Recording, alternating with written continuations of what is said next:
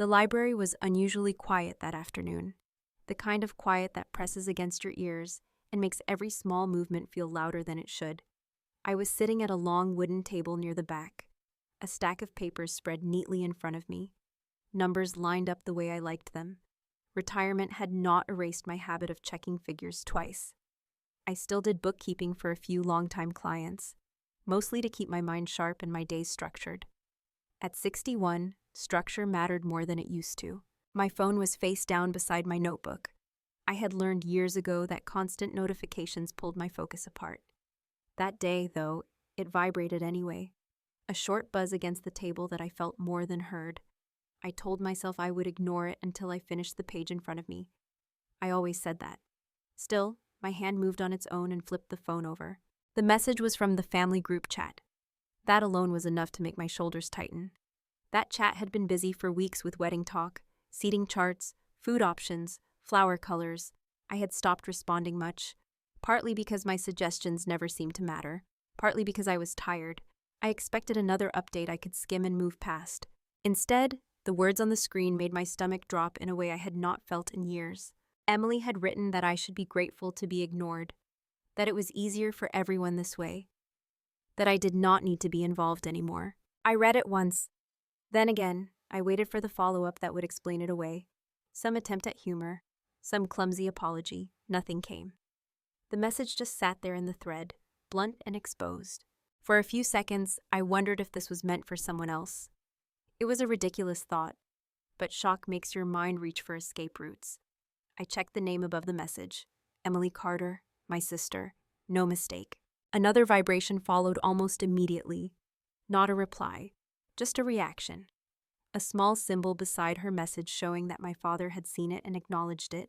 Richard had read it, and he had chosen not to say anything. The chat continued as if nothing unusual had happened. My mother chimed in with a comment about the caterer. Someone else added a laughing reaction to a joke about seating distant relatives near the door. Messages stacked one after another, cheerful and efficient. A conversation that no longer included me. I stared at the screen longer than I should have. Around me, the library went on as normal. A woman turned a page. Someone coughed softly in the next aisle. Outside the tall windows, traffic moved along High Street, indifferent to whatever was happening inside my chest. What surprised me most was not the sting. I had expected that. Emily had always had a sharp edge when she felt confident. What surprised me was the clarity, a clean, sudden understanding that cut through years of confusion. They were not angry with me. They were not even trying to hurt me. They were simply done acknowledging me. I locked the phone and set it back on the table, face down again. My hands were steady. That surprised me too. I had spent so many years bracing myself for family tension that I expected my heart to race, my breath to catch. Instead, everything inside me went very still. I packed up my papers slowly, aligning the edges the way I always did. I slid them into my bag, zipped it closed, and stood. As I walked toward the exit, I caught my reflection in the glass of a display case. Gray hair pulled back neatly, sensible shoes. A woman who looked exactly like someone people expected to handle things quietly. The drive home felt longer than usual, though the route was the same one I had taken for years. My apartment sat on the second floor of a brick building just north of downtown. It was not fancy, but it was mine. I let myself in, set my bag on the kitchen counter, and stood there without moving for a moment. Only then did I pick up my phone again. There were more messages now. None of them addressed what Emily had said. A note about finalizing the guest list. A question about centerpieces. A reminder about the dress fitting. It was as if I had been reduced to a function rather than a person. A background process they assumed would keep running without attention. One message from Emily caught my eye. She was asking if I could confirm a payment deadline with the venue. No apology, no acknowledgement, just an expectation that I would handle it. That was the moment it settled fully. Not the insult itself, but the assumption that followed it. They believed I would stay, that I would continue smoothing things over, continuing to pay, continuing to make their lives easier while being politely erased from the picture. I sat down at the small kitchen table and let myself think back. Not in a rush, not in anger, but carefully. This had not started today. It had started years ago, in ways that were easy to dismiss at the time. Being talked over during holiday dinners, decisions made before I arrived, comments about how I was always fine on my own. I had accepted those things because they seemed harmless, because pushing back felt unnecessary. I told myself it was easier that way. Somewhere along the line, easier had turned into expected. I remembered the first time Emily asked me to help with wedding planning. She had sounded overwhelmed, almost fragile. Of course I had said yes. That was what sisters did. Then the requests grew, standing in for her credit when the venue required a deposit, putting my name on contracts because it was simpler, handling details because I was organized and dependable. I had told myself I was being supportive. I had not noticed when support turned into responsibility. The group chat lit up again while I was sitting there. I did not open it this time. I watched the notifications appear and disappear at the top of the screen. Each one felt a little more distant than the last. I realized then that no one had actually asked me how I felt. Not about the wedding, not about the message, not about being removed from something I had helped build. Their silence was not confusion, it was confidence. Confidence that I would not make a fuss. I stood and walked to the window, looking out at the street below. A couple walked past holding hands. A delivery truck idled at the corner, ordinary life, uninterrupted. Inside me, something shifted. Not with a dramatic snap, but with the slow click of a piece finally falling into place. I understood my role in their story now. And more importantly, I understood that I did not have to keep playing it. I picked up my phone one more time and read Emily's message asking about the payment. I did not reply. I set the phone down on the counter and turned it face down again, the same way I had in the library. For the first time in a long while, I did not feel the urge to explain myself. I did not feel the need to smooth things over or make sure everyone was comfortable. I felt something quieter than anger and stronger than hurt.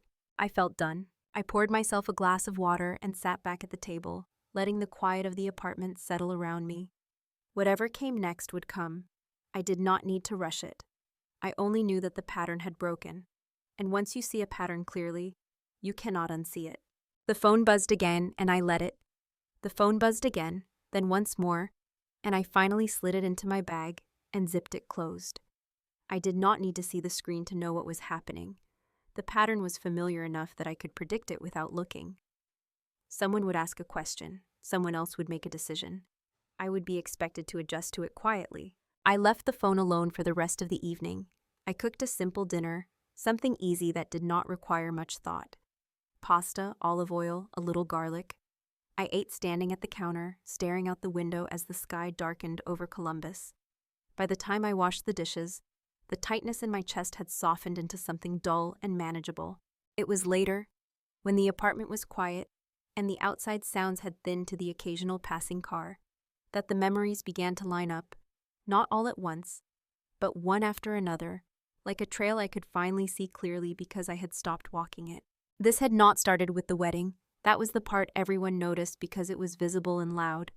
But long before that, there had been smaller moments, the kind that are easy to dismiss when you are inside them. I thought about Sunday dinners at my parents' house years ago, how conversations would drift around the table, overlapping and circular. I would start to say something, an idea about a trip, a suggestion about a repair, a comment on something that mattered to me. Someone would interrupt, not rudely, just quickly. The topic would shift. I would wait for a pause that never came. When I finally spoke again, the room would already be somewhere else. No one would tell me to stop talking. No one would roll their eyes or snap. They simply would not hear me. At first, I told myself it was nothing. Families talk over each other. That is normal. I told myself I did not need to push to be heard. I was content. I had my own life, my own routines. I did not need the attention. Over time, though, the pattern repeated itself. Decisions were made without me. Plans were announced after the fact. My role slowly shifted from participant to observer, and then from observer to support. When my parents downsized their house, the decision was already final by the time they told me. When my sister moved back to Ohio, the details were settled before I was looped in. When there was a question about insurance paperwork or a utility bill, that was when my phone rang. I had been labeled the reliable one early on, the steady one. It sounded like a compliment, and I accepted it as one. I did not realize how quickly that label could turn into an expectation. Emily needed help. People said she was juggling so much. I was fine. They said I always was. I replayed a conversation from years earlier, one I had not thought about in a long time. We were sitting at my parents' kitchen table. Emily was venting about work, about how no one appreciated her ideas. I offered a suggestion, something practical, something that had worked for me before. She nodded, smiled, and then continued talking as if I had not spoken at all. My mother changed the subject. My father asked Emily another question. I sat there with my hands folded around my coffee mug, feeling faintly foolish for having spoken up. That feeling had become so familiar that I barely noticed it anymore. As I lay in bed that night, staring at the ceiling, I realized how much energy I had spent over the years adjusting myself, speaking less, asking for less, expecting less. It had not been a conscious choice. It was a gradual narrowing, a way of making myself easier to fit into the spaces left for me. The next morning, I woke early, as I always did. Habit pulled me out of bed before my alarm went off. I made coffee and sat at the small table again, this time with my phone in front of me. There were messages waiting, more than a dozen. I did not open them right away. I let the screen light up and dim again while I took my first sip of coffee. When I finally looked, I saw the same rhythm playing out. Emily asking questions, my mother suggesting calm, my father making statements that sounded less like requests and more like assumptions. Not once did anyone mention what had been said the day before. Not once did anyone acknowledge that I had been deliberately pushed aside. It was as if the message about being ignored had served its purpose and no longer needed to be discussed. I thought about how often that had happened before. Comments brushed past, feelings minimized, concerns reframed as overreactions. Each time, I had adjusted, telling myself it was not worth the trouble to push back. I closed the messaging app without responding. Instead, I opened my laptop and pulled up an old folder of family emails and documents.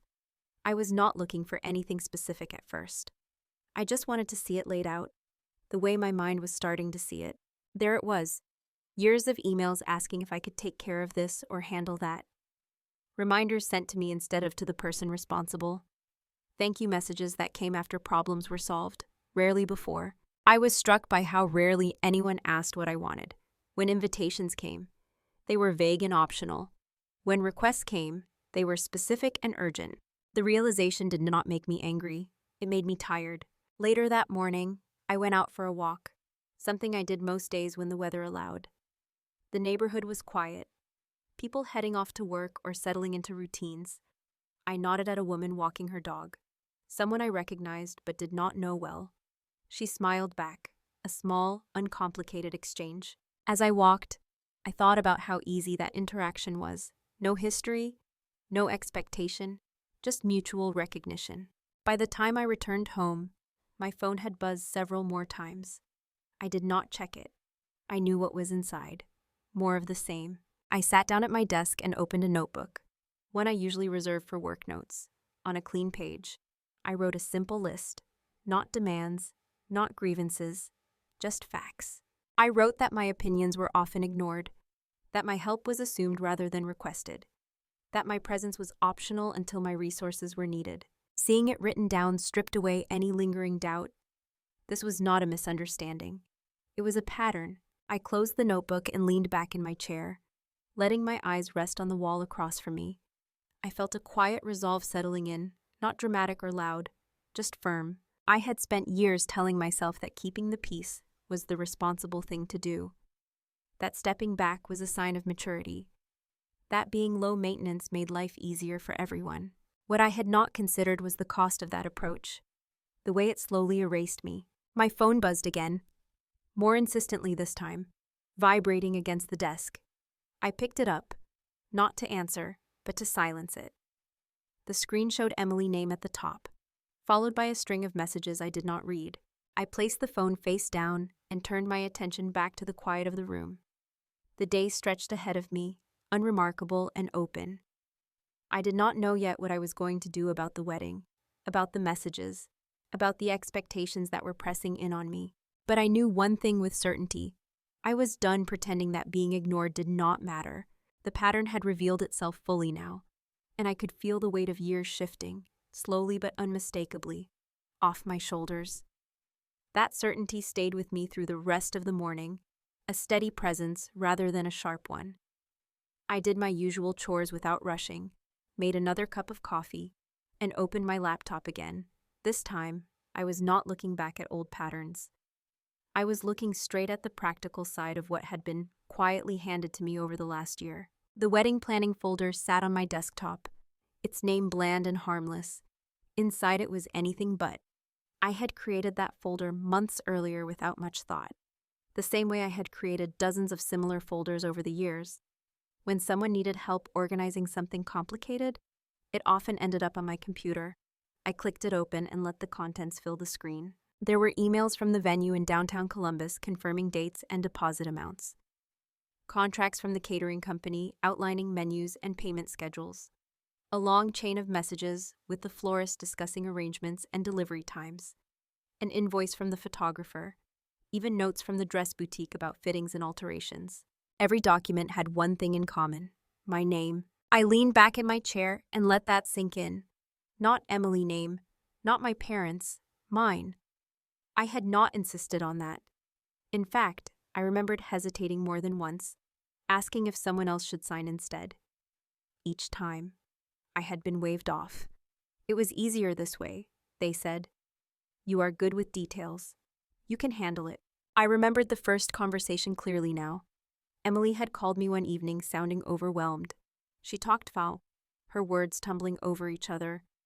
The venue needed a deposit and her credit was tied up. Could I help just this once? She promised it was temporary. I agreed without much hesitation. That was what sisters did. Then there was the catering contract. They needed a primary contact who could respond quickly. My schedule was more flexible, my father said. It made sense for me to be listed. The florist wanted a signed agreement to secure the date. I was already handling the paperwork. So I signed. The photographer required a deposit within a tight window. Emily was busy at work. Could I just take care of it? Each step had felt reasonable on its own. It was only now, seeing it all together, that the full picture emerged. I was not assisting with the wedding, I was underwriting it. I clicked through the files one by one, reading details I had skimmed before, payment deadlines, cancellation terms, notes about who had authority to make changes. In every case, that authority rested with the person whose name was on the contract. Me. A strange calm settled over me as I read.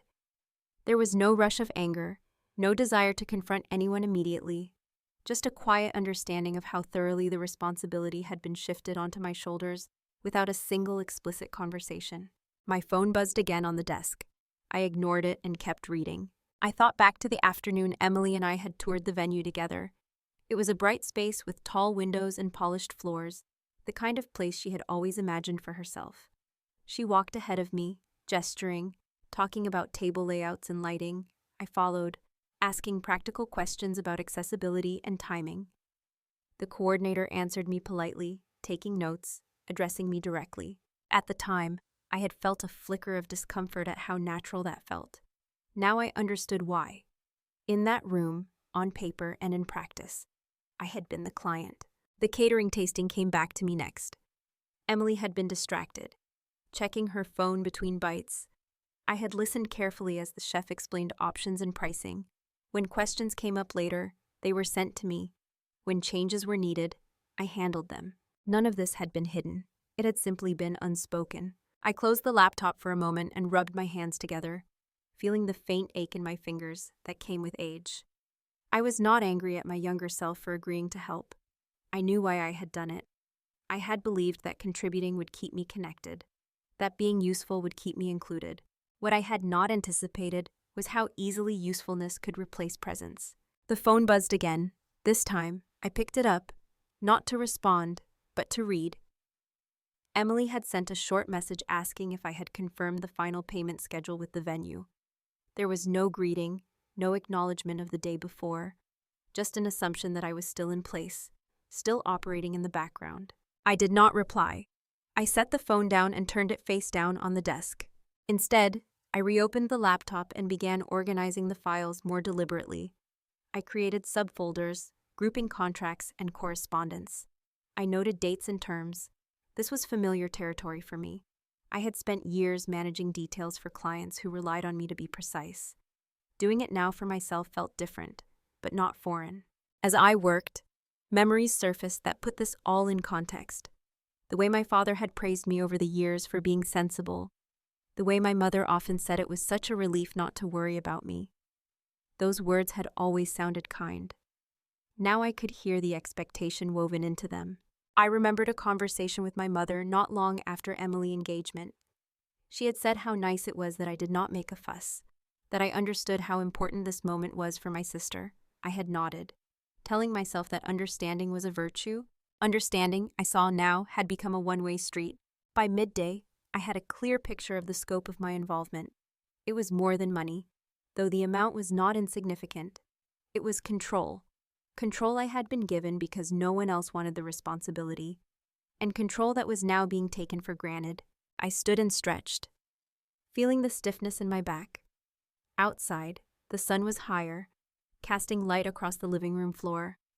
I walked to the kitchen and poured myself another glass of water, letting my thoughts settle. This was not about punishing anyone. That idea felt foreign to me. I was not interested in dramatic gestures or confrontations. What mattered was alignment. Responsibility and authority needed to match. And right now, they did not. The phone buzzed yet again. I left it where it was. I thought about how often I had stepped in to fix things over the years. How many times I had smoothed over conflicts or covered gaps without being asked. It had felt easier than challenging the arrangement. Easier than risking discomfort. Standing there in the quiet of my apartment, I understood that ease had come at a cost. Not just financial, but personal. I returned to the desk and opened the first contract again, reading it slowly this time. The language was clear, the terms were straightforward. There was no ambiguity about who held decision-making power. I closed the file and sat there for a moment, hands resting on the keyboard. I was not ready to act yet. Not quite. But I was no longer confused about where I stood. The realization carried a weight, but also a strange relief. For the first time, I was seeing the situation without the fog of obligation clouding it. I was not imagining things. I was not being sensitive. The facts were right there on the screen. I shut the laptop and left it on the desk, unresolved but contained. The day was moving forward, and so was I. There would be time to decide what to do next. I did not need to rush into anything. For now, it was enough to know exactly what I was holding and to recognize that it had never truly been shared. I sat quietly for a while longer, listening to the distant sounds of the city, letting the knowledge settle into place, aware that the next step would change more than just the plans for a wedding. Knowing exactly what I was holding did not bring relief right away. It brought awareness. And awareness has a way of making things heavier before they feel lighter. I left the laptop closed and went about the rest of my afternoon. But everything I did carried a new sharpness. Each sound felt clearer. Each thought arrived fully formed, without the usual blur of second-guessing. By early evening, my phone had gone quiet for a while. That silence did not last. When I finally checked it, there was a new message from Emily waiting at the top of the screen. It was short and casual, as if nothing unusual had happened the day before. She asked if I had confirmed the final payment timeline with the venue, and whether I could follow up with the florist about a color change she had decided on. There was no acknowledgement of what she had said to me in the group chat. No mention of telling me to be grateful to be ignored. No explanation. Just another task placed neatly at my feet. I read the message twice. Not because it was confusing, but because it confirmed something I had been circling around all day. The insult itself had not been the point. The point was what came after it. The expectation that I would continue exactly as before. I set the phone down on the kitchen counter and leaned back against it, arms crossed. For a moment, I imagined responding the way I always had. A brief acknowledgement, a promise to handle it, a question or two to clarify details. The familiar rhythm was right there, waiting. Instead, I felt a quiet resistance rise up, not loud, not angry, just firm. I thought about all the times I had smoothed over moments like this. The small dismissals, the casual assumptions. Each one had been easier to ignore than to confront. Taken alone, none of them seemed worth a conversation. Together, they had built something solid and suffocating. The group chat lit up again. My mother had added a comment about timing, suggesting everyone stay calm and focus on what mattered. My father followed with a message about keeping things simple and not making unnecessary complications. No one addressed what Emily had said. No one asked how I was taking it.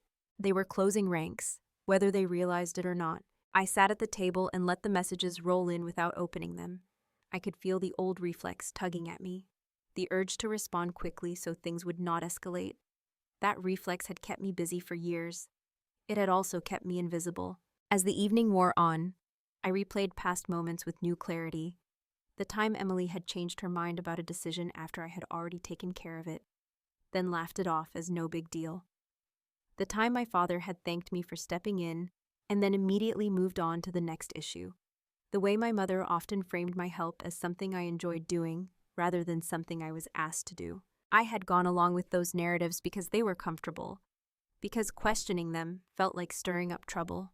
I told myself that harmony mattered more than being heard. Sitting there now, phone untouched, I realized that harmony had always come at my expense. Another message came through from Emily. This one was more insistent.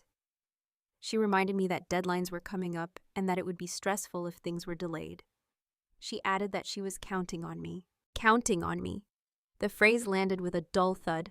I stood and walked into the living room, pacing slowly. The light from the street lamp outside cast soft shadows across the walls. This was my space. Quiet, ordered, built around my needs and rhythms. The contrast with the chaos in my phone was stark. I stopped pacing and stood still, letting my thoughts catch up to my body. They were not just ignoring my feelings. They were ignoring my boundaries. Even before I had stated them, they were so accustomed to my compliance that the idea of my refusal did not register as a possibility. That realization did something important. It stripped away the guilt I might have felt for wanting to step back. If they could dismiss me so easily, then I did not owe them endless accommodation. I returned to the kitchen and picked up my phone again. I opened the group chat and scrolled through the messages I had missed. They read like a conversation happening in a room I was no longer in. Decisions were being made, tasks were being assigned. My role was assumed, not discussed.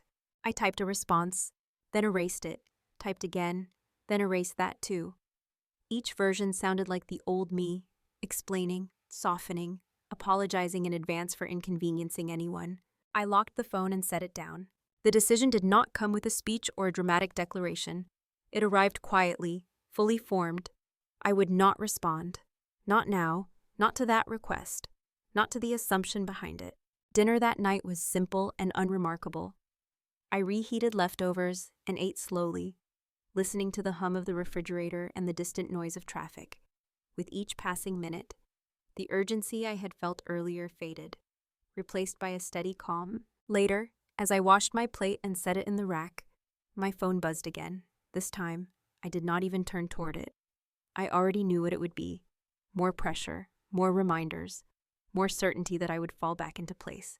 I went into the bedroom and changed into comfortable clothes, the kind I reserved for evenings when I did not plan to go anywhere. I sat on the edge of the bed and took a deep breath, noticing how my shoulders dropped as I exhaled. For the first time since the message in the library, I felt something like relief. It was not because anything had been resolved. Nothing had been fixed. In fact, things were likely about to become more complicated. But the internal struggle, the tug of obligation against self-respect, had eased. I realized then how much energy that struggle had consumed over the years. How often I had compromised without even naming it as such.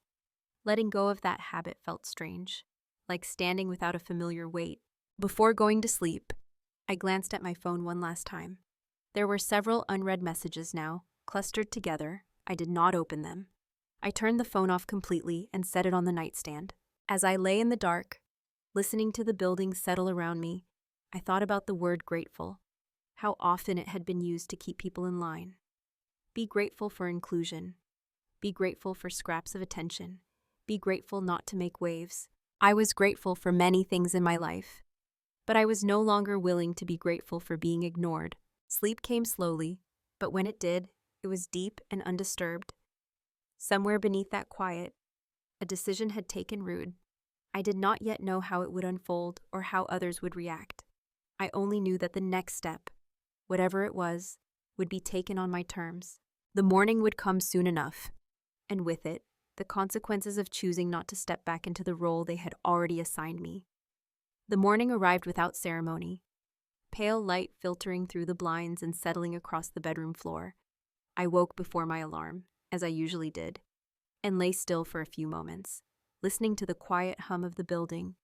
There was a steadiness inside me that had not been there the day before. Not confidence exactly, but resolve.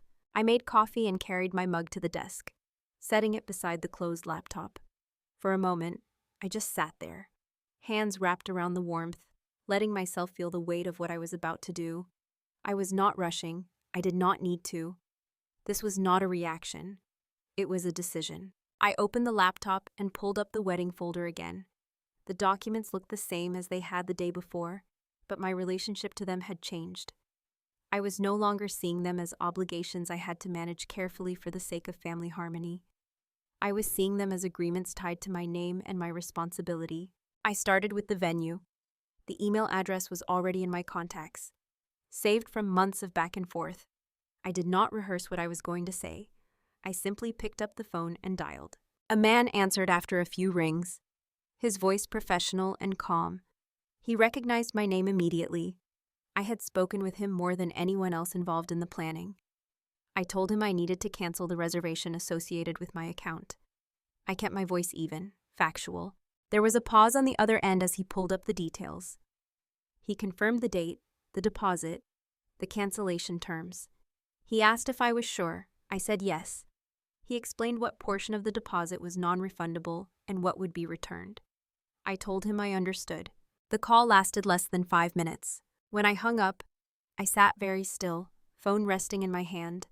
I waited for a rush of emotion, something dramatic or overwhelming. It did not come. What I felt instead was a subtle release, like loosening a muscle I had been holding tight for years without realizing it. I moved on to the catering company next. This time, I used email.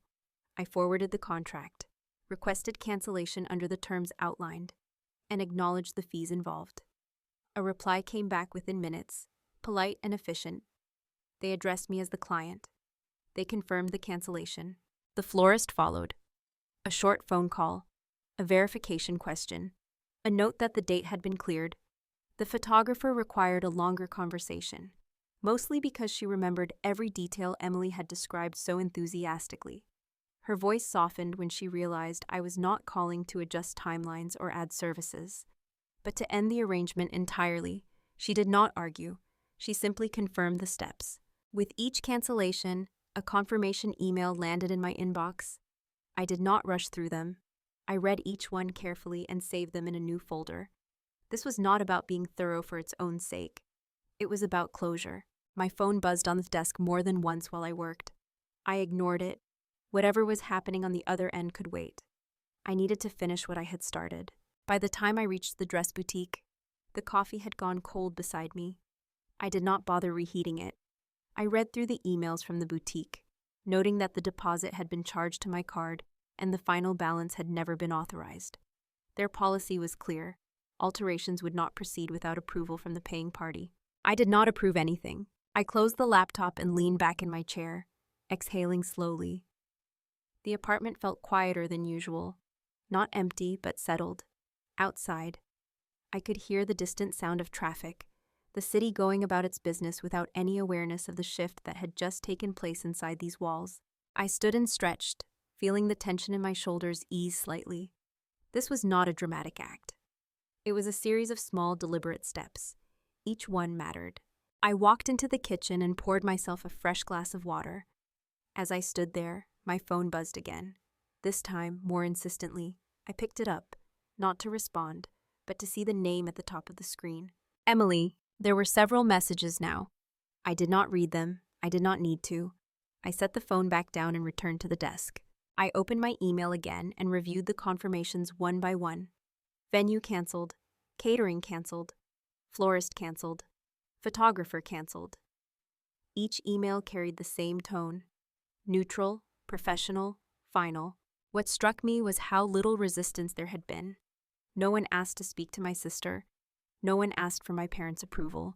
Every vendor recognized me as the point of contact, the decision maker, the person with authority. That realization was sobering, not because it surprised me, but because it highlighted how easily my role had been overlooked within my own family while being clearly recognized everywhere else. By late morning, the last confirmation arrived. I closed the laptop gently and placed my hands flat on the desk, grounding myself in the moment. I did not feel triumphant. I felt aligned. I checked my phone then, briefly. The messages had multiplied. Emily, my mother, my father. The preview text hinted at urgency rather than curiosity.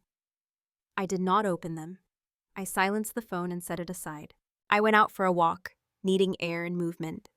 The day was clear and mild, the kind of Ohio spring day that feels borrowed from somewhere kinder. As I walked through the neighborhood, I noticed small details I often overlooked. A tree just beginning to bud, a chalk drawing on the sidewalk, the sound of laughter from a nearby yard. I realized how long it had been since I had allowed myself to step away from family emergencies without guilt pulling at my heels. The world did not stop when I did not intervene. It continued, steady and indifferent.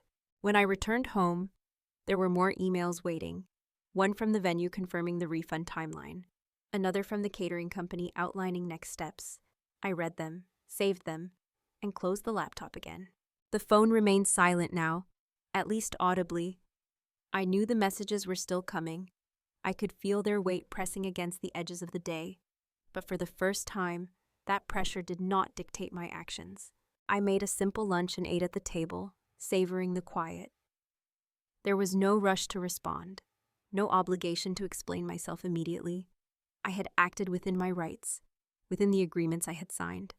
Nothing about that was reckless or cruel. As the afternoon wore on, I felt a strange combination of fatigue and clarity.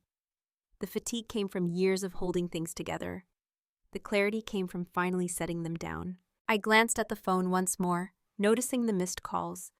I did not return them. Not yet. There would be conversations ahead. I knew that. They would not be easy. And they would not be calm. But those conversations would be different now. They would start from a place of truth rather than habit.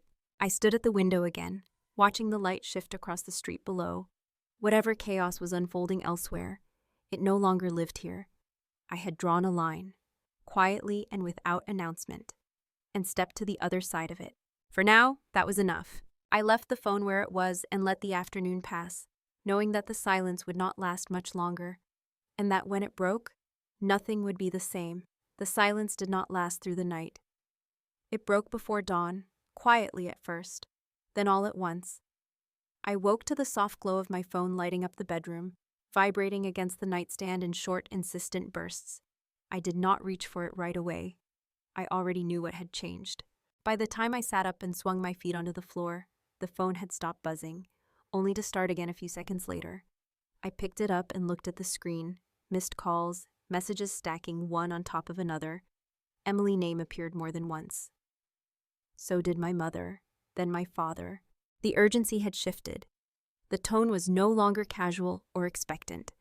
It was sharp and tight, as if they had finally realized something was wrong and did not yet understand how wrong. I carried the phone into the kitchen and set it face down on the counter while I made coffee. My hands moved steadily, measuring grounds, filling the kettle. The routine grounded me. I needed that steadiness before opening anything. When I finally turned the phone over, I did it deliberately. Emily's messages came first. They were no longer short. They spilled across the screen in uneven blocks, sent minutes apart. She wrote that something was wrong with the venue, that vendors were not responding, that this was not funny, that I needed to call her immediately. I did not respond. My mother's messages followed a different rhythm, softer words, carefully chosen. She asked if I was feeling overwhelmed. She said everyone was stressed. She reminded me that weddings brought out strong emotions and that it would help if we could all stay calm. Still no acknowledgement of what had been said to me. No apology. Just a suggestion that I was the one who needed to manage my feelings. Then there were my father's messages, shorter, sharper, fewer words, but heavier. He told me to stop whatever I was doing and fix it. He said this had gone far enough. He said Emily did not mean what she said, and that I was overreacting. Overreacting. The word landed exactly where it always had. pressing responsibility back onto me. I set the phone down and took a sip of coffee. Letting the warmth settle, I was aware of my heartbeat, steady and calm. That surprised me. In the past, messages like these would have sent me scrambling, apologizing, explaining. Today, they felt distant, almost clinical. I read through everything once more, not to search for hidden meaning, but to confirm what was already clear. None of them asked what had led me to act. None of them acknowledged my role beyond what they needed from me. I did not reply. The phone buzzed again, this time with a call. My father's name flashed across the screen. I let it ring out. A moment later, another call came through, then another. Each one tightened the knot on the other end. Not in me. I set the phone on silent and carried my coffee to the window. Outside, the city was waking up. A bus rolled past. A jogger crossed the street. Ordinary life moving forward, unaware of the panic building elsewhere. I thought about how often my family had mistaken my silence for agreement. How many times I had been told that not arguing meant I understood, that staying calm meant I was fine. This silence was different. This silence was chosen. Mid-morning, the messages shifted again. The tone sharpened further. Emily accused me of sabotaging her. She said I was embarrassing the family. She said people were asking questions and she did not know what to tell them. That was the first time she mentioned other people. I could almost hear the strain beneath her words. The way her confidence cracked when control slipped away. It did not make me feel triumphant. It made me feel tired.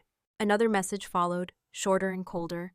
She warned that if I did not undo what I had done, she would tell people things about me. She did not specify what. She did not need to. The vagueness was the point.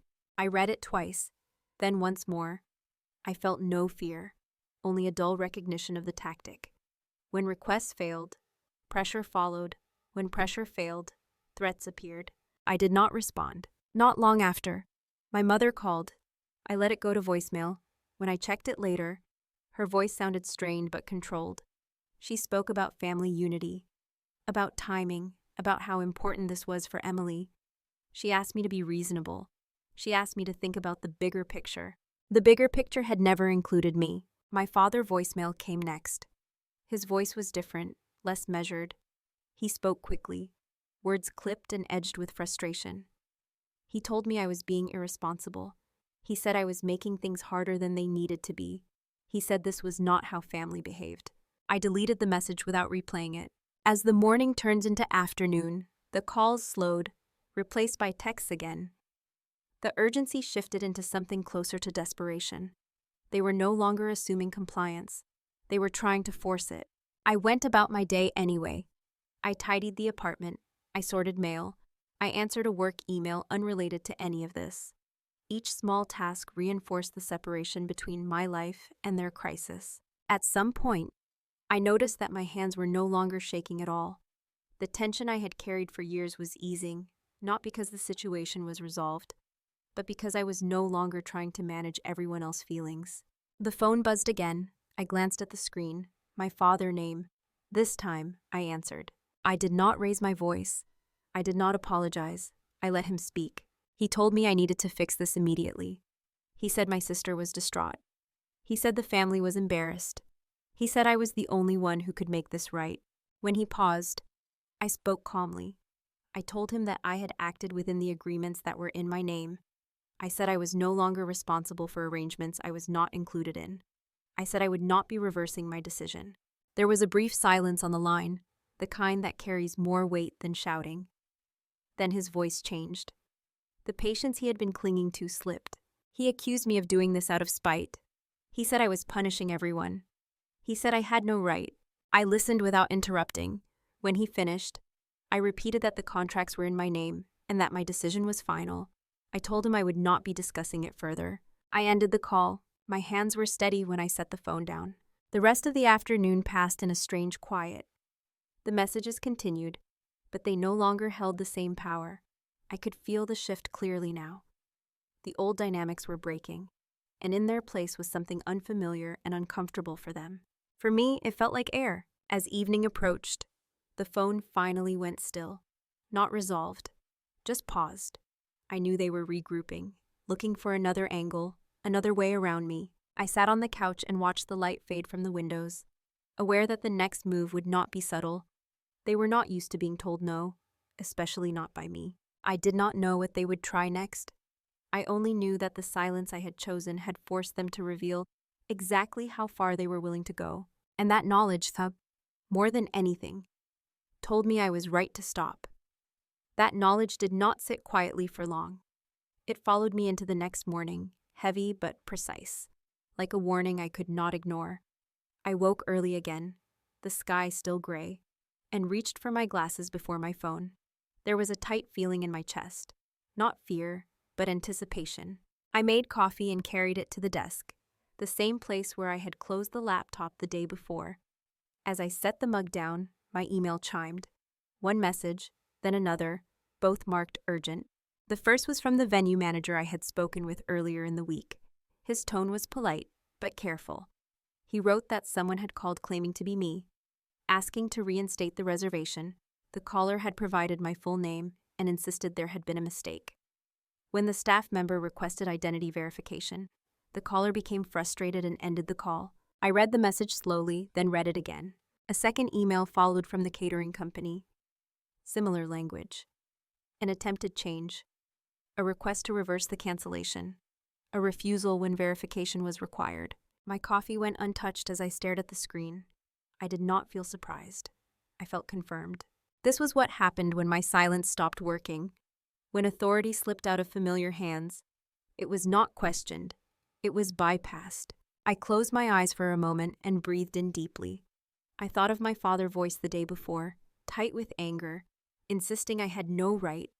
I thought of the way he had always handled obstacles in the past. Push harder, find another route, remove whatever stood in the way. The idea that the vendors saw me, not him, as the decision maker must have been intolerable. I opened my email and replied to both messages, thanking them for the alert and confirming that I had not authorized any changes. I asked them to note the attempted impersonation on the account and to require additional verification for any future contact. Within minutes, responses came back. Acknowledgements, reassurances, everything would remain as canceled unless I personally requested otherwise. The calm efficiency of those replies grounded me. My phone buzzed on the desk, sharp and sudden. I picked it up and saw my father's name on the screen. I did not answer. Instead, I set the phone down and opened my laptop again. I logged into my bank account and navigated to the security section. The process was familiar enough. I requested a fraud alert on my profile and added additional authentication steps. The representative I spoke with was professional and neutral, asking standard questions and guiding me through the changes. At one point, she asked if the attempted impersonation came from someone I knew. I told her it did. She did not react. She simply made a note and continued. That matter-of-fact response was oddly comforting. This was not personal to the system. It was procedural. And procedure, unlike family dynamics, did not bend to pressure. When the call ended, I sat back in my chair and let the room come back into focus. The morning light had shifted, brighter now, illuminating dust motes in the air. Outside, a truck rumbled past. Ordinary sounds. Ordinary movement. Inside, something had crossed a line. I checked my phone again. There were new messages. My father, my mother, Emily. I did not open them yet. I wanted to understand the shape of what was happening before stepping back into the noise. This was not just about a wedding anymore. It was about control, about who was allowed to decide and who was expected to comply. I thought about all the times my father had taken charge in the past, often without asking, fixing things by force of will, expecting cooperation as a given. It had worked because I had allowed it to, because I had believed that pushing back would only create more trouble. Now, trouble had arrived anyway. I opened one of the messages from my father. His words were shorter than before, more urgent. He demanded to know why the vendors were refusing to speak with him. He said this was ridiculous. He said I was taking things too far. I did not reply. Another email arrived, this time from the photographer. She wrote that someone had attempted to access the account again and that she wanted to confirm everything was secure. I reassured her it was and thanked her for checking. As I typed, I felt a steady calm settle in. Each confirmation reinforced the same truth. I was not imagining this. I was not being dramatic. Someone was actively trying to override my decisions. I set the laptop aside and stood, stretching my legs. The stiffness in my back reminded me of my age, of the years that had taught me caution. But caution was not the same as surrender. I walked to the window and looked down at the street. A woman waited at the crosswalk with a stroller. A man jogged past wearing headphones. Life continued, unconcerned with my family crisis. The phone buzzed again. This time, I answered. My father's voice came through immediately, sharp and strained. He accused me of blocking him. He said vendors were refusing to cooperate. He said I was making him look foolish. I let him speak until he ran out of words. When I responded, my voice was steady. I told him that attempts had been made to impersonate me. I said vendors had followed proper procedure by refusing to make changes without verification.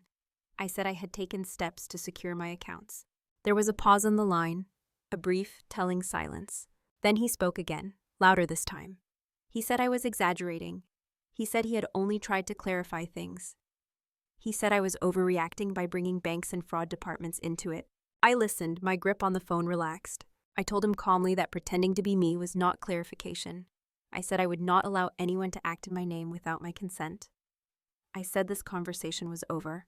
I ended the call before he could respond. My hands were steady when I set the phone down. My breathing was even. The familiar spike of anxiety did not come. I sat at the desk again and opened my notebook. I wrote down what had happened, not emotionally, just factually. Attempted account access, vendor alerts, bank security steps, dates and times. It felt strange to document my own father's actions like that, but it also felt necessary. The rest of the afternoon passed in a haze of small tasks. I answered a client email, I folded laundry, I made a simple lunch. Through it all, my phone remained mostly silent. When it did buzz, I ignored it. I knew they were regrouping. The realization that they could not force this to go away had to be sinking in. As evening approached, I felt something close to sadness, not for what I had lost, but for what I was seeing clearly for the first time. The lengths my father was willing to go to maintain control, the ease with which my autonomy had been dismissed. At the same time, there was relief. The boundary was no longer theoretical. It was real, enforced not by emotion, but by systems that did not care who anyone was. I sat on the couch and watched the light fade from the room, my phone resting on the table untouched. Whatever came next would not be subtle. The old dynamics had been exposed, and they would not go quietly.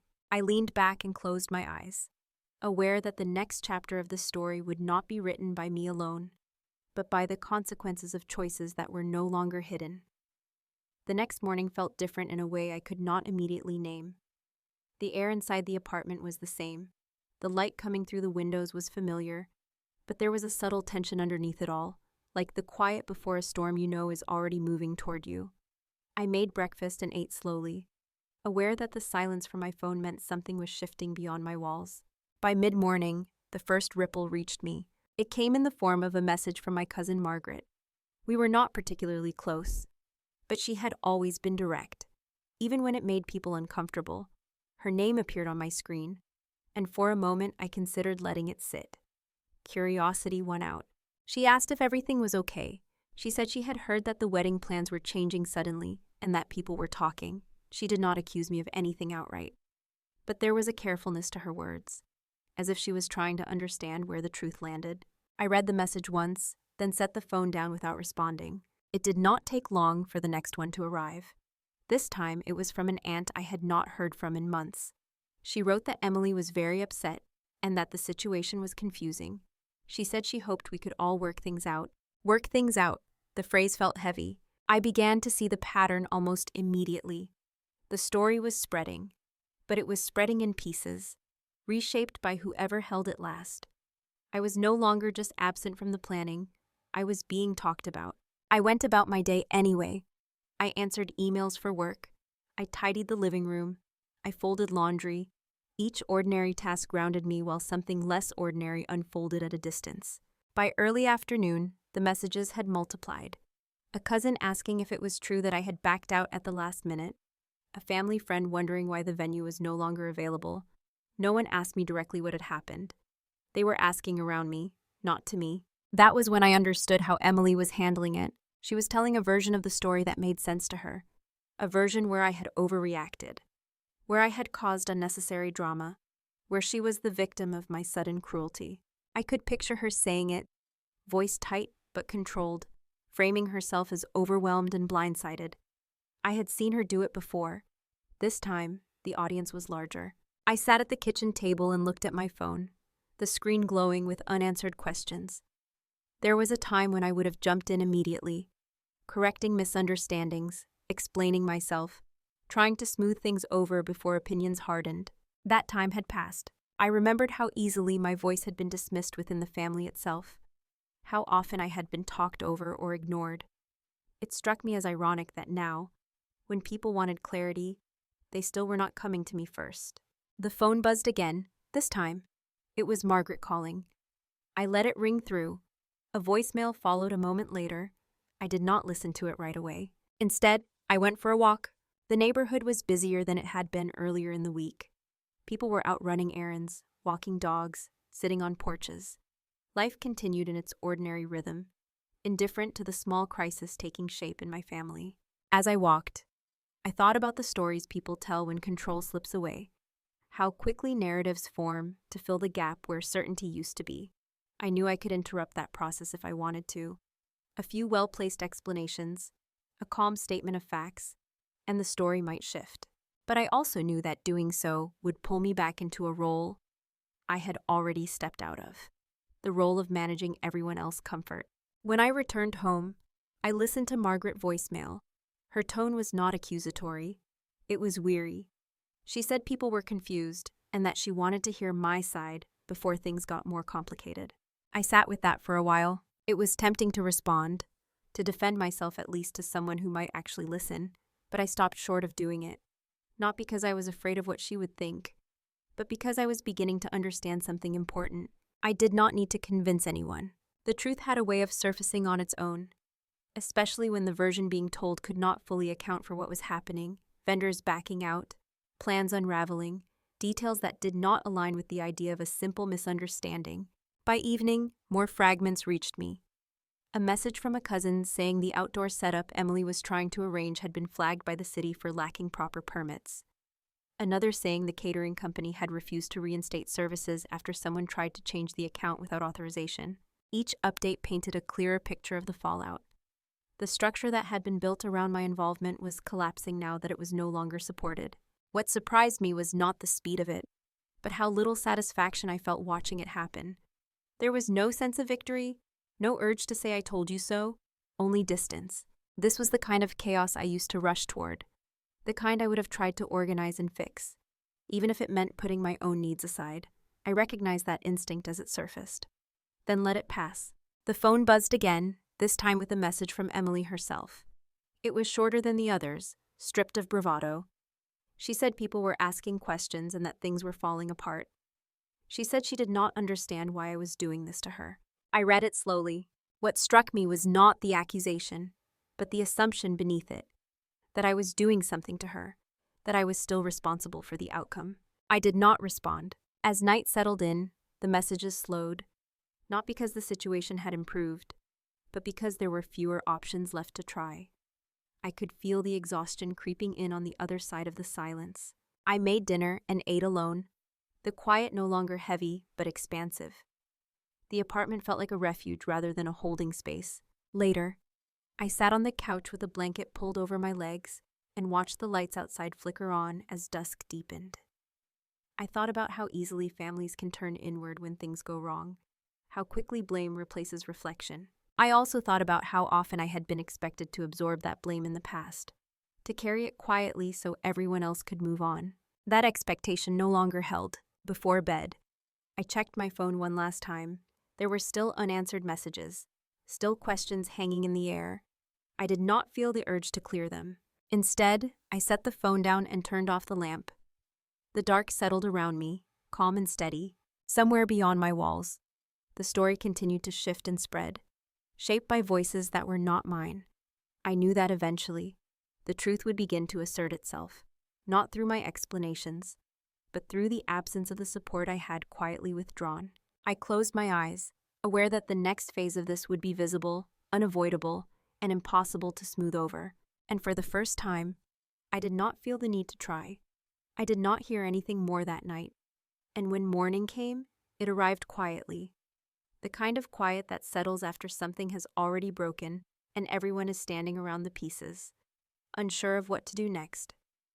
I woke later than usual, the light already bright in the room, and for a moment I forgot where things stood. Then the memory returned, steady and clear. I made coffee and sat at the table, not checking my phone right away. There was a sense that whatever had been said or done overnight would not change what had already happened.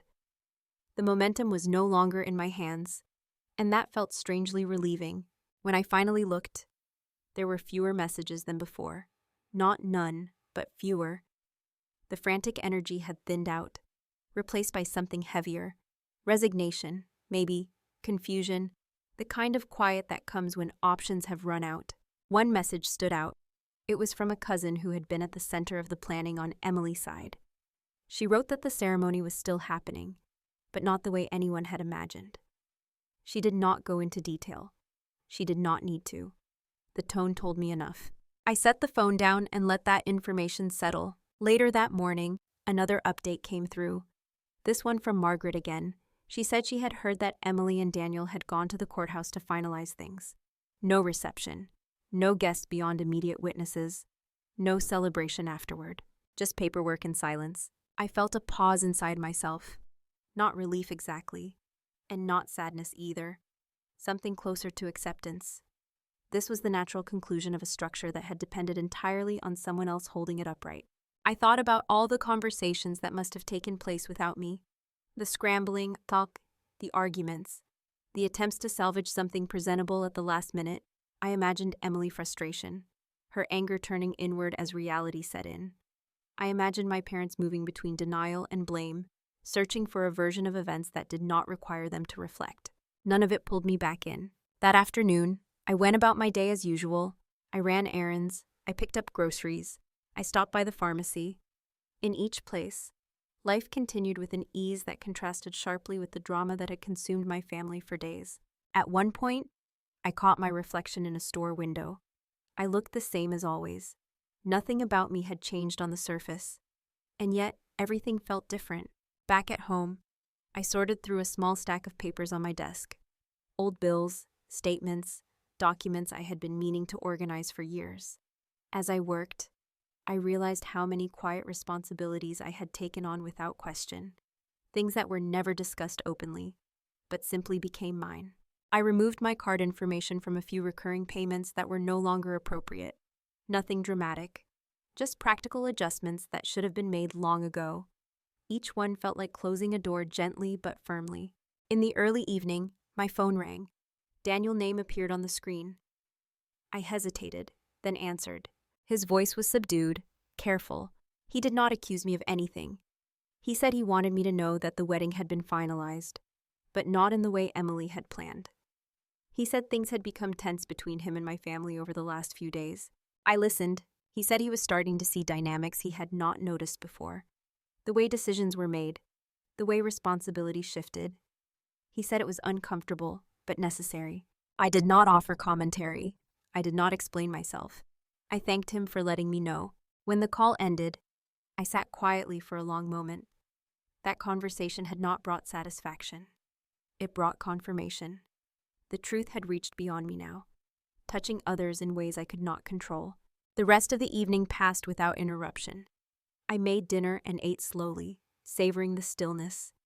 There was no background noise of messages piling up, no urgency demanding my attention, just the quiet rhythm of my own life. As the sky darkened, I stepped out onto the small balcony attached to my apartment.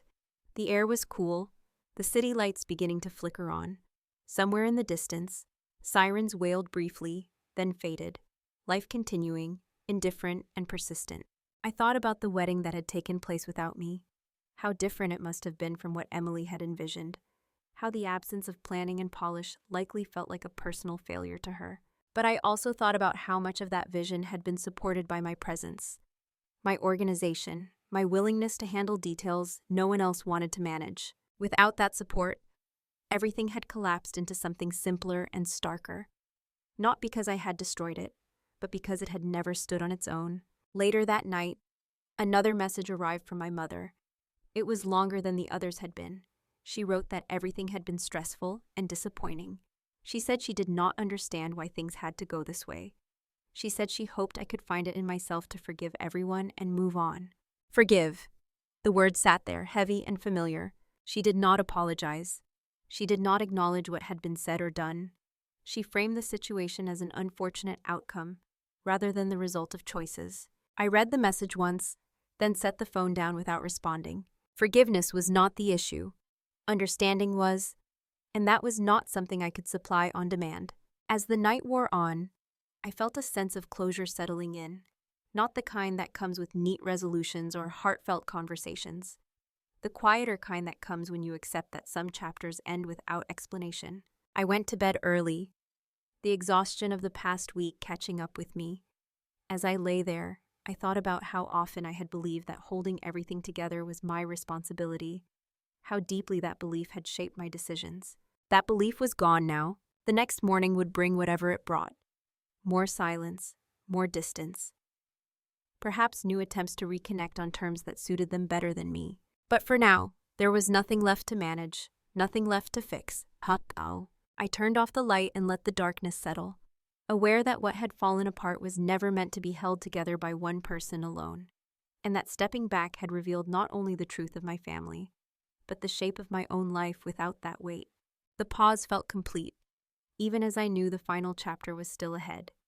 The days that followed settled into a new rhythm, one that felt unfamiliar at first, but quickly became grounding.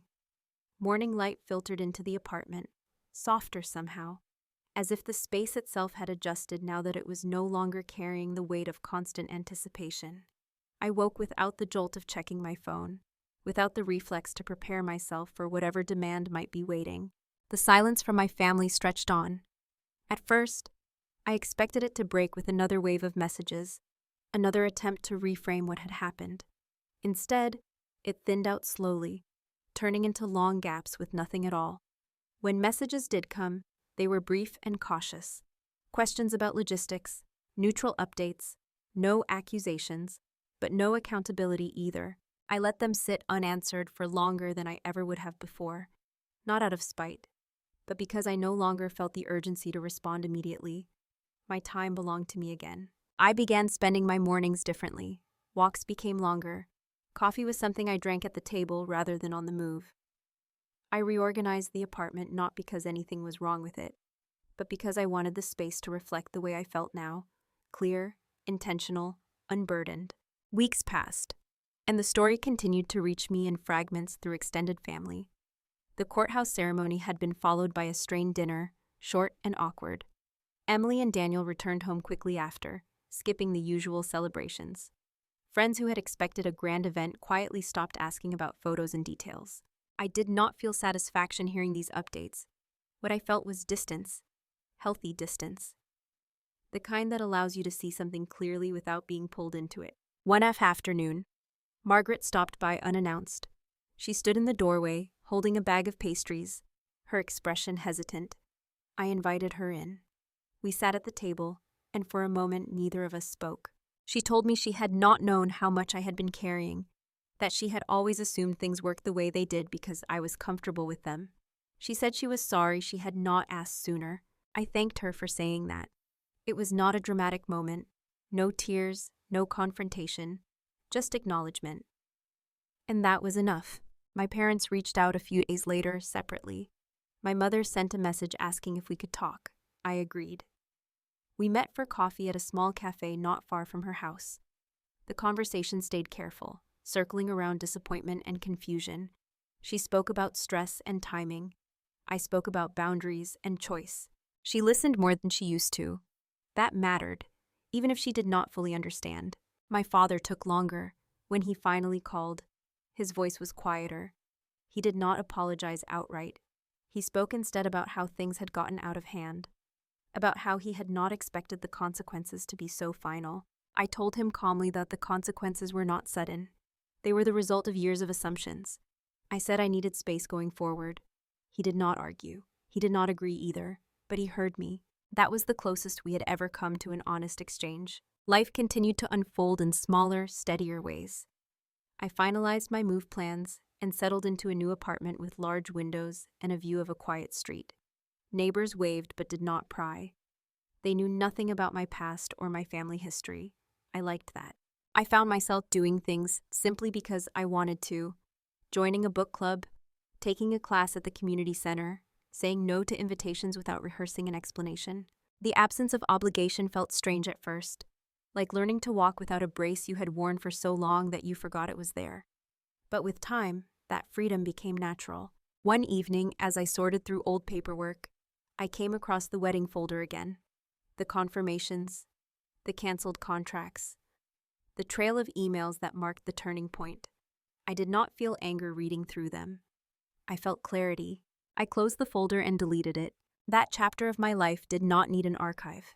Occasionally, Emily's name appeared on my phone. The messages were different now, less demanding, more cautious. She spoke about adjusting, about learning, about how hard things had been. I responded when I felt ready, not when I felt obligated. Our relationship was no longer what it had been, but it was more honest than it ever was before. The quiet that followed was not empty. It was earned. I realized then that boundaries are not punishments. They are invitations to interact differently. Some people accept them, others drift away. Both outcomes tell you something important. Looking back, I understood how easy it is to confuse endurance with strength. How often women my age are praised for holding everything together, for being flexible, for not making trouble. I had worn those labels like badges, never questioning who they actually served.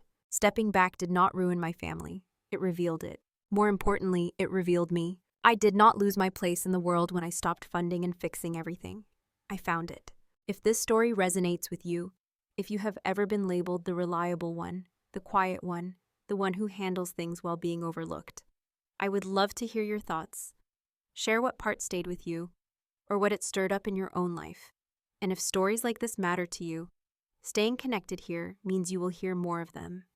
Sometimes the quiet choices are the ones that change everything.